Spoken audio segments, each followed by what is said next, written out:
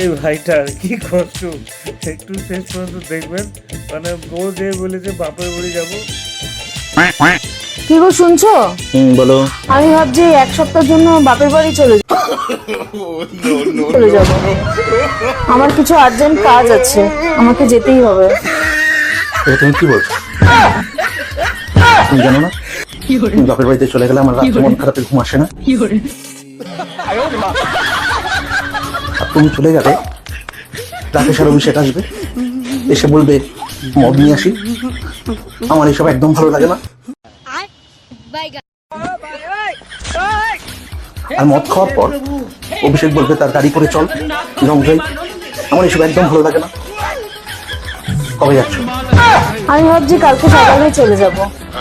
তুমি যাওয়ার হলে আজকেও যেতে পারো, বুকের মধ্যে পাথর চাপা দিয়ে রাখবো।